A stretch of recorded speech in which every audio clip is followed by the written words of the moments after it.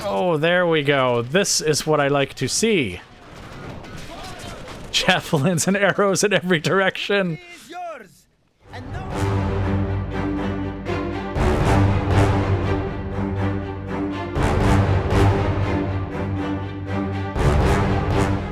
Okay, guys, welcome back.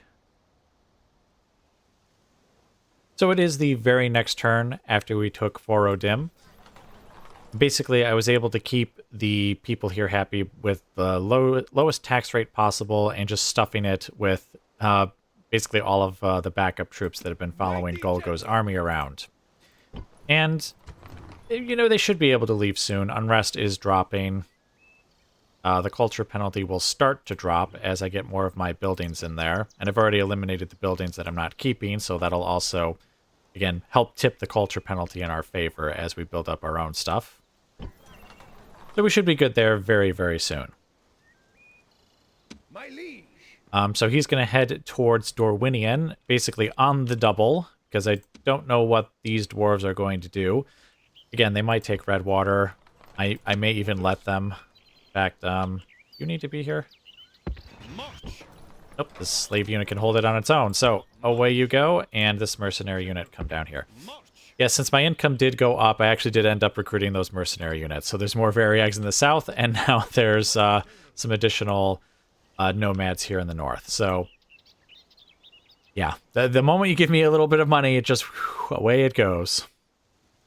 But yes, I think our income is, I mean, the problem isn't exactly solved, because we're still spending a lot of it. But I feel like we have a bit of momentum now, and we're going to be able to take Dorwinion, and hopefully we're going to take Askal this turn, and just really just let the dwarves have it, take all their settlements, and just as importantly, take all their money. So, I don't think there's really anything else to discuss over here. Nothing that I didn't already mention anyways. There's Ulasil's army. He's like one turn away now from eliminating those rebels and coming up north here. And he could also help us too if like the dwarves, see how they have like these extra troops over here and then they have extra troops over here. So if Olworth's army gets kind of pinned here trying to keep them contained, it'll only be for a few turns while Ulasil gets up here and opens up, I guess, another front, if you will, over here if that turns out to be necessary. We also do have Gislik's army, which is fast approaching, and it's very nearly complete. Just a couple more turns and a bit of retraining, and we should be ready to go. And so that'll be another army that we can throw north and really just finish off the dwarves, or at least the dwarves of the Iron Hills. I assume that the dwarves of Erebor have a number of settlements. I mean, there's 2 or 3, I guess, that I know of. And of course, we already know that Dale probably is training up a new 19-20 stack army to send at us after their crushing defeat, which I'm sure you guys perhaps noticed already is a famous battle. Or at least... Okay, there we go. Yes, Golgo, probably his best victory thus far, at least in terms of sheer body count. I don't know, I think even in terms of like just tactics and getting around the battlefield, that was actually kind of an interesting fight. Very different from fighting the dwarves. Alright, but anyway, so here's the situation. As you can see, there is a force outside of Askell. It is not the dwarven force, though, that had the catapults. That's these guys. I think it's these. Oh, no, wait. It might be this force here, actually. So we did successfully keep them from joining up with the garrison, but it looks like they actually took troops out of the settlement and just had them stand here in front of Olworth. Now, I'm not entirely sure how this is going to go down. What I would think would happen is I would attack and then this force would retreat into the settlement and then I would attack the settlement. But the dwarves seem to be pretty happy to fight on the open field, even, you know, heavily outnumbered, just because I assume the quality of their troops. So it's possible that we're actually just going to fight a field battle right now and then have to fight like another battle after that to take Askal. I'm also a little concerned that we're basically in the mountains right now, so that field battle will be very favorable to them. But I guess there is no point in delaying. Let's just get right into the battle. And they are indeed going to stand and fight.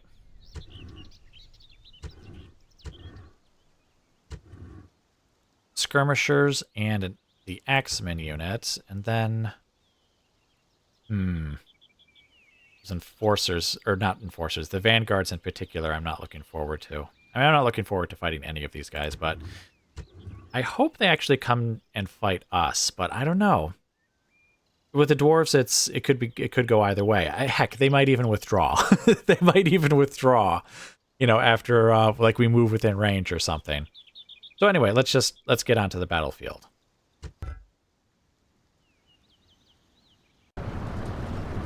Okay, guys, welcome to the battle. As I feared, the enemy has a very good hill to sit on top of. In fact, I can't actually see their forces. I assume they're actually quite far over the hill here and out of my line of sight. What I've done is start kind of over, well, to the right of what would have been my deployment zone, and I'm now coming up this side of the hill here because it seems to have the gentlest slope to basically get to where the enemy is almost certainly. And, of course, the reinforcements are also pouring onto the battlefield, so we'll have to contend with them as well.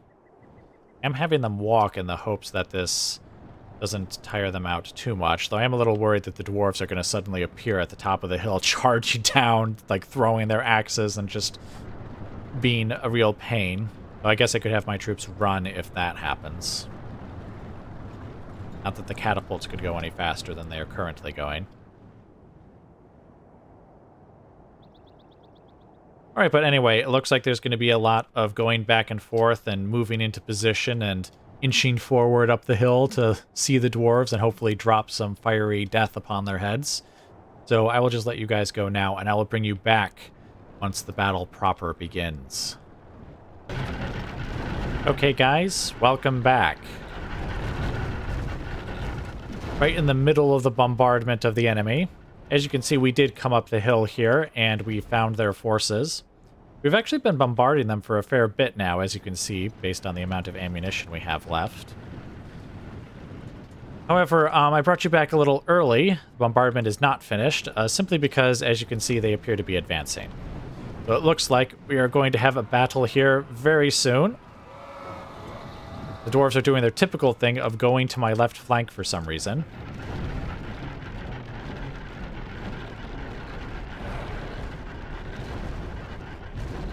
And then they're going to turn and come for the center.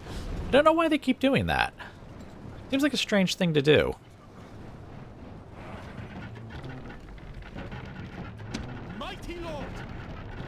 I think we are targeting... Actually, you know what? I don't remember which unit we're targeting. I think it's one of the vanguard units up front here. Alright, well, now that the archers are firing, let's target the old guard. I assume this is actually the force that we attacked, and that's why they're acting kind of independently of us, or of the other force.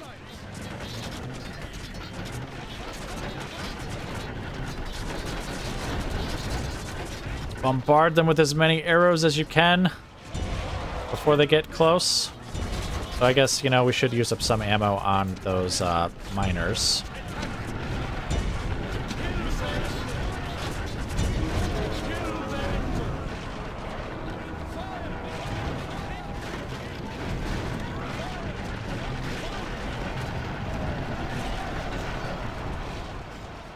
All right, so actually, let's have these guys get... Oh. Now they are advancing. Not that we have much ammo to throw at them, to be honest. Okay, are they seriously managing to hit our guys on the side like this?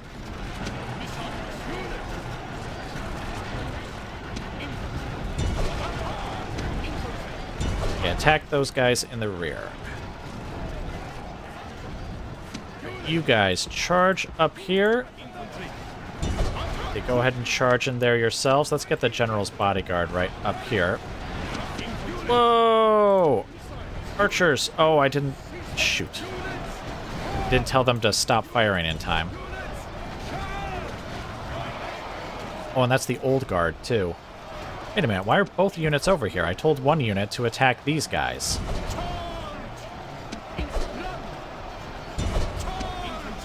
You guys charge forward and make sure they stay away from us.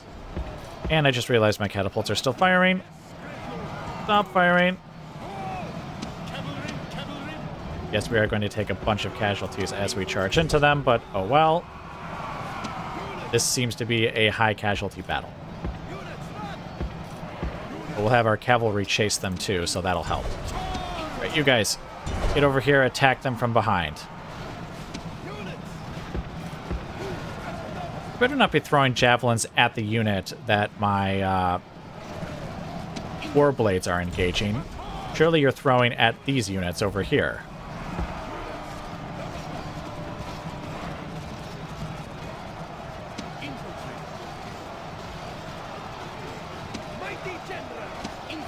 Okay, you guys turn around as the old guard are coming in.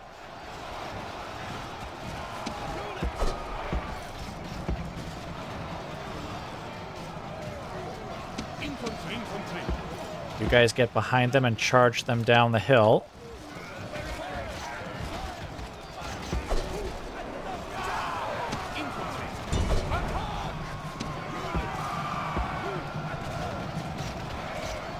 No, guys, back up, back up, back up.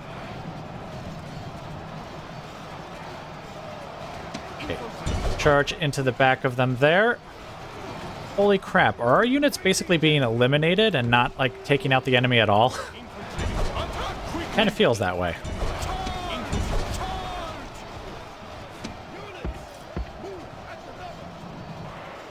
Well, at least they're chasing our cavalry. And they're exhausted doing so, so I guess we're winning a partial victory in that regard. Okay, let's see. We still have arrows we could be using against them. So let's actually get lined up over here. And let's get these archers over here.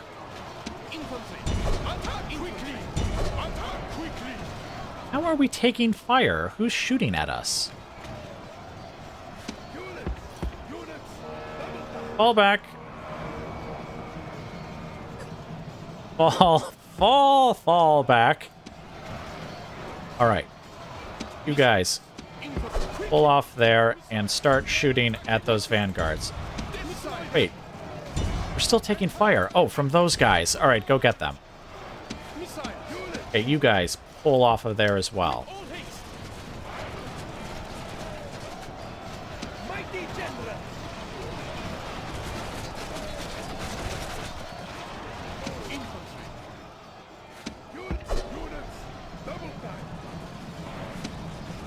Oh, shoot. We just lost that unit. Right, get over here and intercept them. Get away from the charging units down here. Let's get our cavalry up here to just kind of distract these guys.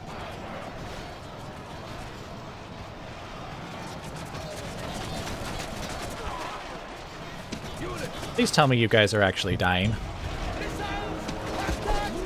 Alright, let's bring this unit back. Alright, now, archers, get over here. Cavalry, charge forward.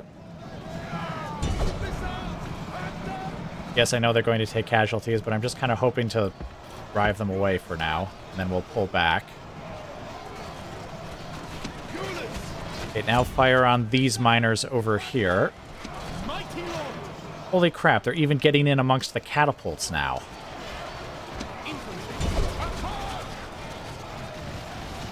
Holy crap. You guys fire into the back of them there, and you guys do the same. In fact, let's see if we can pull back a little over here.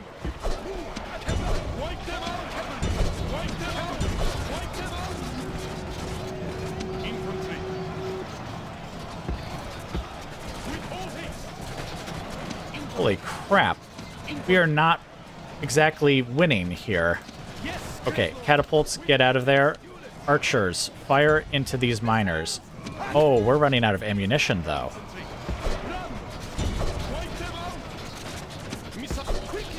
Okay, the cavalry have basically given their lives. Save the archers. Okay, you hit them. You guys fire there. Alright, cavalry, kind of get over here and see if we can continue to distract the enemy. I really should have put them in loose formation from the get-go.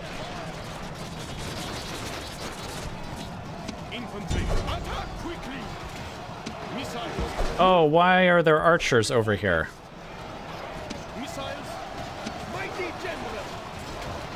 Holy crap, these guys are just not dying.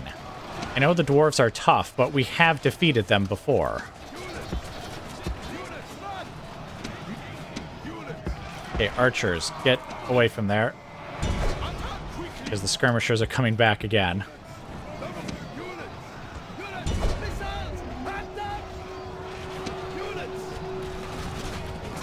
Okay, you guys, stop firing now. Actually, I think most of you are out of ammunition anyways. Yep, all 3 of the archer units over here are out of ammo.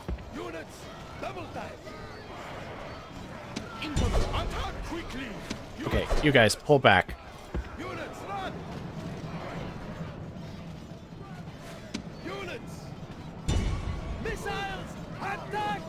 Holy crap, I think we're going to have to pull back.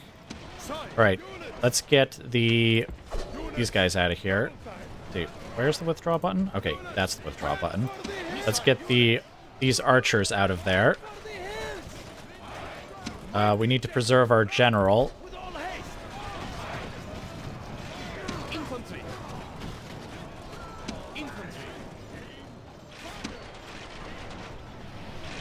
Okay, cavalry, get over here, and then you can withdraw. Okay, general, withdraw.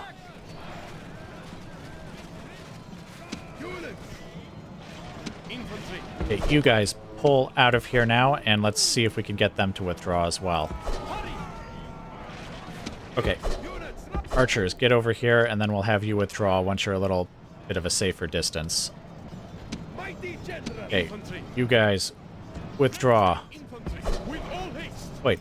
Oh, there's still a unit in there. Alright, get out of there.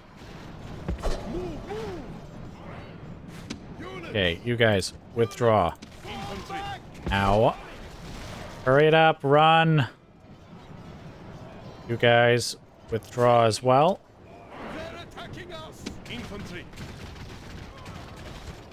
And you guys, withdraw.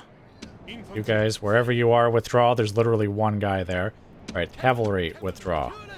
Holy crap! How the heck were they able to, like, just not die? Like, that was honestly kind of ridiculous. Like, I don't understand how... Like, I mean, we've faced forces like this before and won, I feel.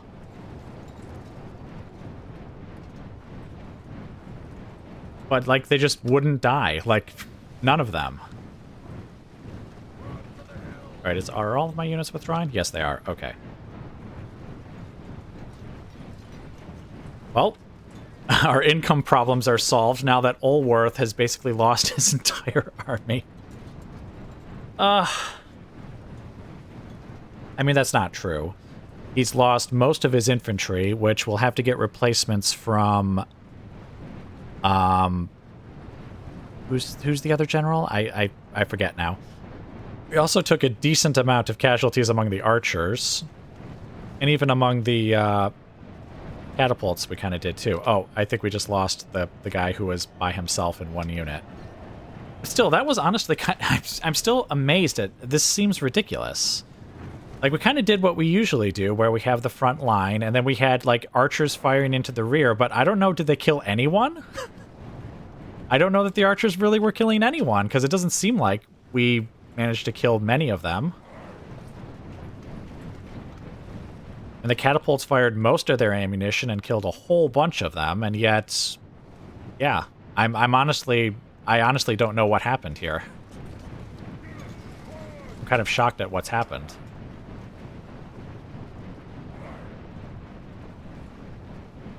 Well, I guess there isn't anything else to do, so I might as well speed this up. At least the dwarves can't catch us.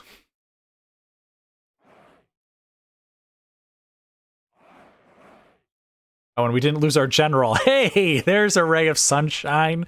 We managed to not get the general killed, despite having committed him to the battle, too. I know, amazing, isn't it?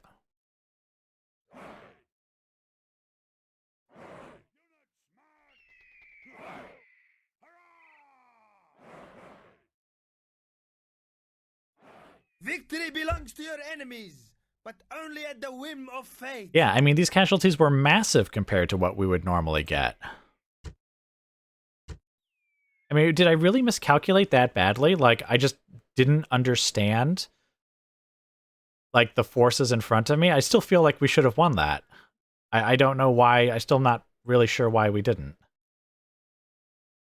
I mean, I even had, like, my cavalry distracting the skirmishers in the rear so they wouldn't attack us too much. They honestly did attack us a bit, so, you know, let's not say that no fighting occurred there. It definitely did. But yes, casualties were devastating. Well, among the infantry. I guess I really should say that the archers did not suffer devastating casualties, and neither did the catapult units. Oh, and the cavalry. The cavalry suffered devastating casualties as well.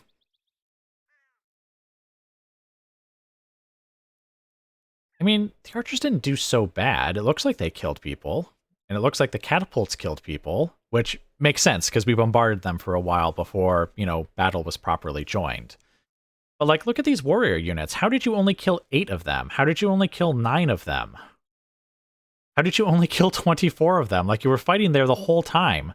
And yes, I know they were fighting, like, at least a couple of the units were Vanguard, or wait, was it Vanguard or Axemen? Well, whichever they were fighting some good units, but they should kill more than 8 or 9. And I know they were fighting miners, too, which they should have killed a good number of them. And the same with the Warblades. Well, not the same.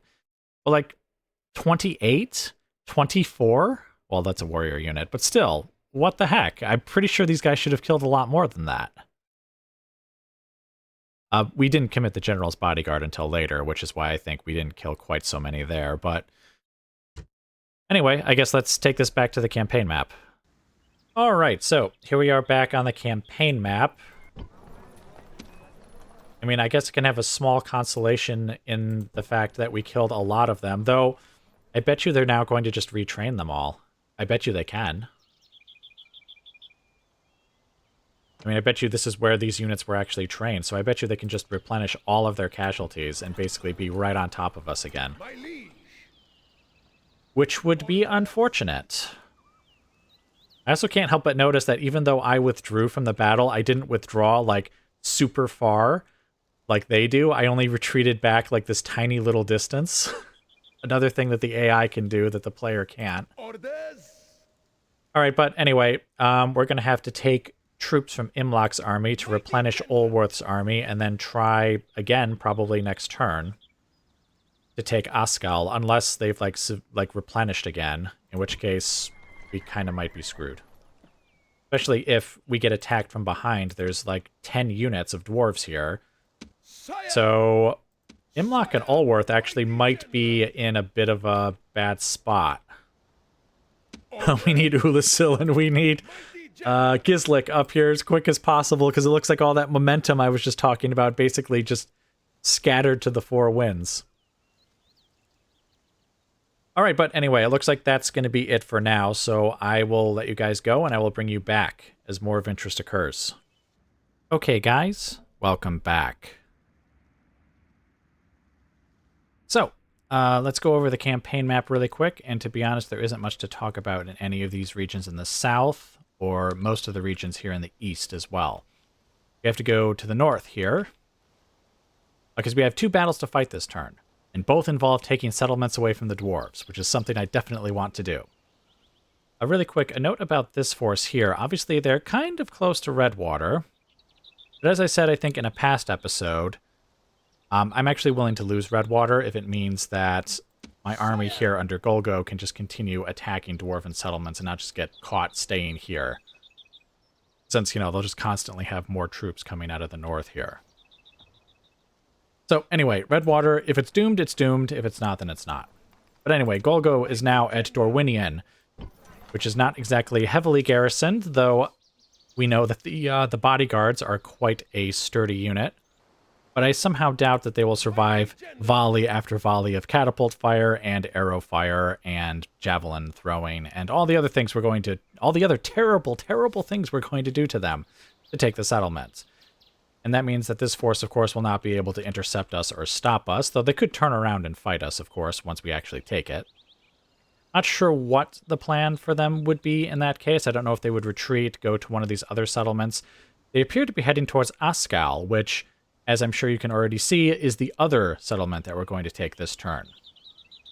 Olworth is going to take it, and we'll talk about his army in a bit, because obviously we had that devastating defeat earlier in this episode. Yes, anyway, so Golgo is going to take Dorwinion. The Dwarven force is up there. Actually, I think we need to talk about Olworth's army right now. All right, so when I last left you guys, Olworth was reeling from his defeat there on the mountain. And I actually was somewhat worried that the dwarves were going to try and attack him and finish him off on the end turn. Now, obviously, that didn't happen. Otherwise, you guys would have been back here to see that battle.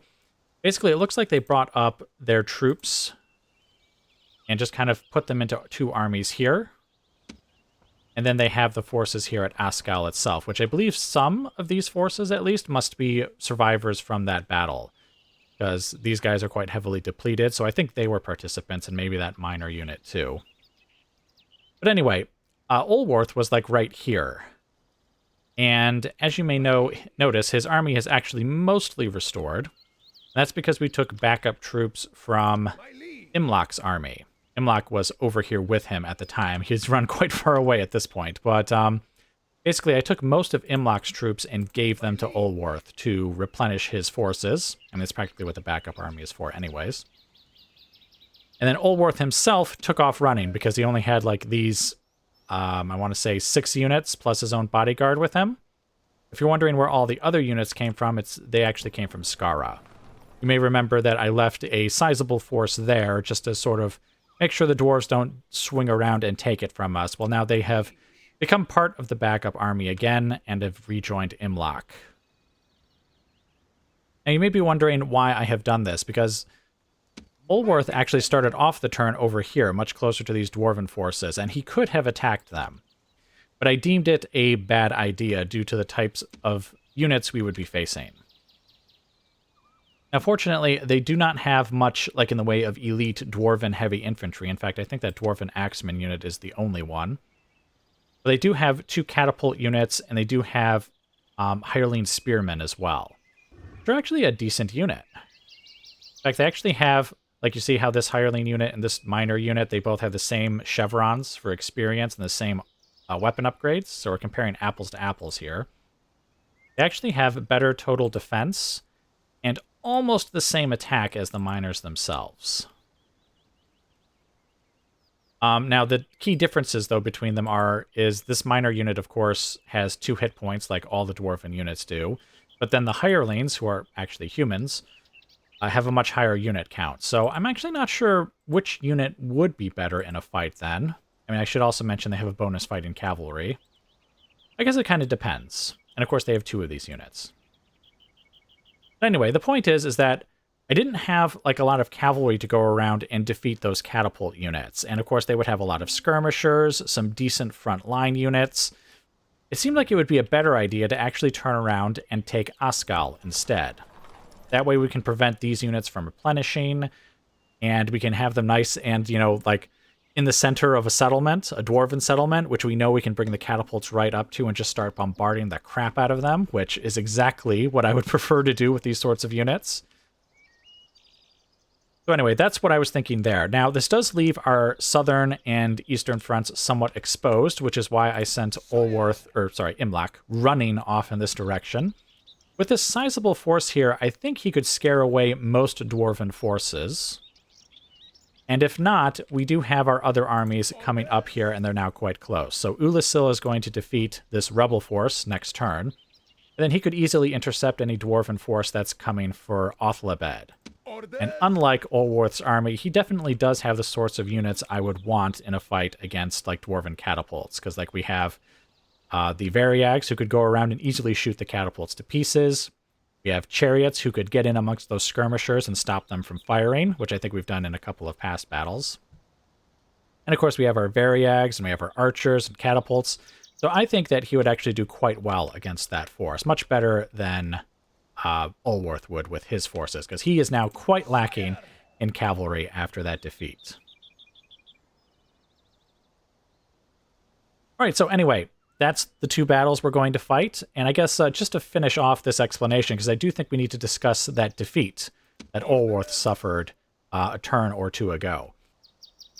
See, one thing that I normally don't talk to you guys about is the amount of time that takes place between each episode or each part of an episode. Because like it's possible for me to record like a piece of an episode in one sitting and then the rest of it in another sitting.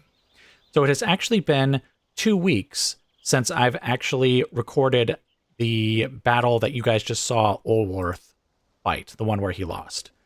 Now, since it has been 2 weeks, that means that I've had plenty of time to look over the footage and think about why I was defeated. Because at the time, I was quite flabbergasted and wasn't sure why I was losing as badly as I was. I think there were a couple of different considerations in that. The first is just the number of Dwarven heavy infantry units we had to deal with. And I mean like vanguards and axemen and the general's bodyguard.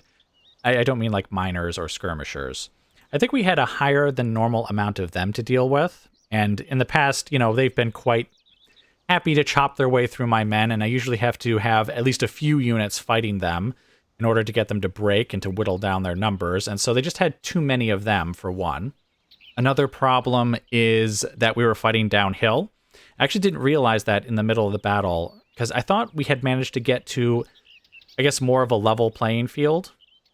But, you know, to be honest, most of that map was like a sloping hill, and the dwarves had come forward earlier than I thought. And so we weren't fighting on like a precipitous drop. We were definitely fighting downhill of them, and I think that also contributed to their heavy infantry being able to chop their way through us.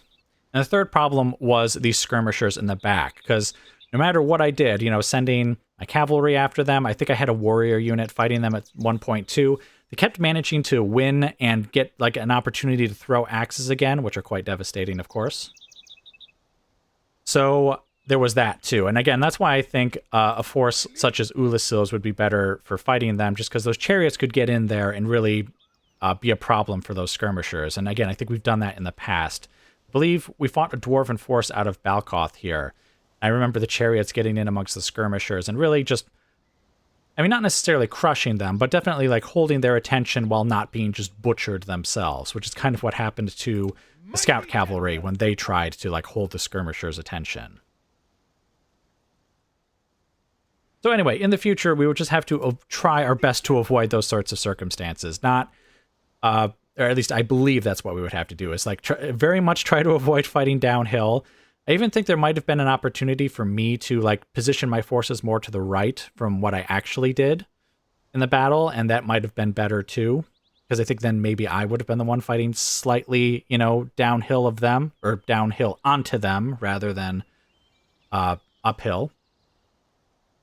But anyway, just avoiding those things, trying to well, I guess we can't really necessarily avoid fighting lots of heavy infantry. If they have a lot, then they have a lot. But avoiding, you know, having them attack us downhill, and keeping lots of, or not lots, but at least enough cavalry to occupy skirmishers and stuff in the rear of the enemy. So, anyway, with that explanation out of the way, let's get these two battles going. And I guess this one is the smaller one, so we'll just get right into this one first. Oh, and I actually think we might only fit one of these battles into the episode. I guess we will see how much time this actually takes. But anyway, let's just get right into the battle.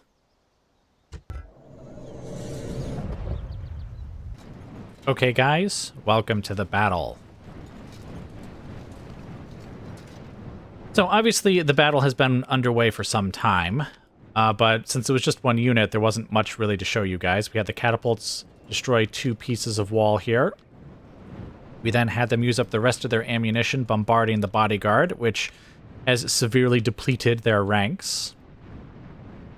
Of course, they are a very fearsome unit, so I'm still very afraid of them, but we also didn't manage to kill the general, who is unfortunately still there.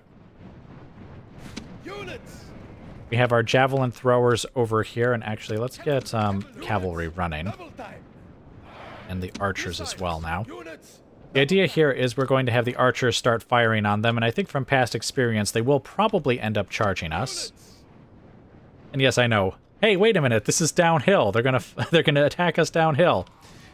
Basically, the idea is I think they'll attack the mercenaries, and then we can have our general go behind them, as well as, of course, the javelin throwers and the... oh, they're actually already throwing. That's slightly unfortunate, because it probably means that the general's bodyguard will come out to attack them. Yep, that is what is happening. You guys, retreat back over here. I didn't actually want you guys to be the ones to get this fight underway.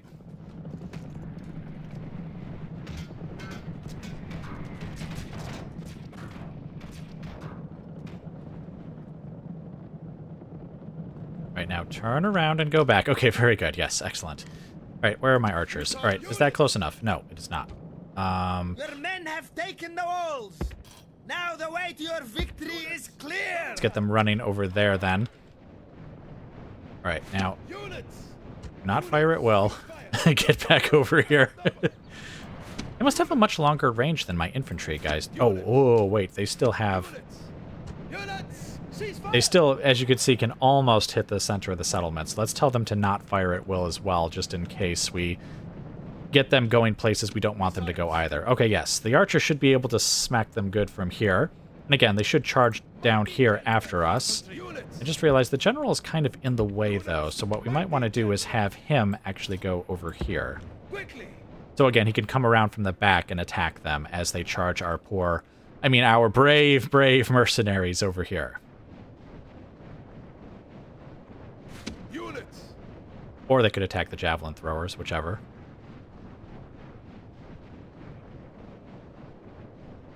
All right, there we go.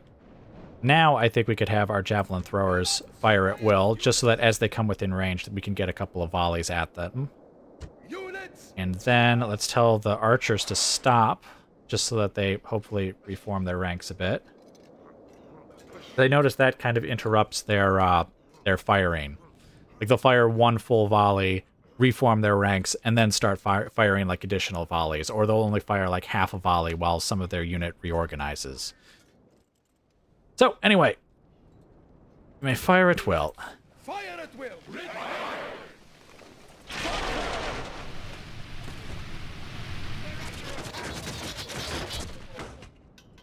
Oh, I think the general took like the brunt of that, because he was like standing right in front of his men there. Oh, are they not going to come out, or are they going to? Seem to be a bit undecided on that. Alright, let's have these guys come forward. Oh, ow, ow! Get down here, get down here. You're killing our own mercenaries. Why are you going up? Go down, go down. Oh, there we go. This is what I like to see. Javelins and arrows in every direction. And no one can argue that. Ow. Look at all our own mercenaries we killed. I thought they were a little... Oh, now I guess that hill is a little higher up. That's unfortunate. Yay, we suffered 0 casualties. Look, it says 0 right there. We definitely didn't shoot like 20 or so of our own mercenaries in the back. 15. We didn't shoot... Well, 17 actually, because 2 of them were healed. We definitely didn't shoot 17 of our own mercenaries in the back. That did not happen. Anyone who says otherwise is a traitor to the Dark Lord, a conspirator. All right. Anyway, let's take this back to the campaign map. Actually, no, wait. Just wanted to see. Obviously, the catapults did the most damage because they just got to sit there and shoot them to death. But man, think about how many volleys of arrows, how many volleys of javelins went into them, but they only killed. Let's see, the bows killed 9. And then my javelin throwers only killed 3. Those scouts didn't kill anyone. Or not the scouts, the nomads. The non-scout nomads. Killed no one with those volleys. Oh, wait. No. The nomads aren't the javelin throwers. It's the scouts and the scout cavalry who are javelin throwers. And they only killed 3 here and 2 there. All of that fire just to kill, like, okay, in total it was, let's see, 9, 11, 12... 14. I mean, if that had been like any other unit, like that would have just been like the most devastating fire you could imagine. Heck, we accidentally killed 17 of our own guys and we weren't even aiming at them. We killed more of our own guys than them with those volleys. That's just how tough they are. Like how many arrows and javelins you just have to lay into them before they finally die. All right, well, anyway, let's go back to the campaign map. Once again, there's just somehow nobody living here. I guess the dwarves have not been populating the place. Is this like an elven settlement? Oh wait, sorry, it's Dorwinion. I was like, Forodim, yes. That one was an elven settlement, but that's also not the battle we fought just now. The battle we fought just now was at Dorwinion. So, I mean, I guess we don't have any choice but to occupy the place. I guess it's not an elven settlement, because it has, it doesn't have the elven, what do you call it? Building? Yeah, and they're both the same, level 1 as well. So it's not it wasn't an elven settlement at any point. Oh yes, the ruins, how nice. I've actually noticed, and I assume this is deliberate, every time I take a settlement that has these ruins in it, like, I have the option to repair them, but the next turn, they're not successfully repaired. They're still damaged, and so I just end up knocking them down.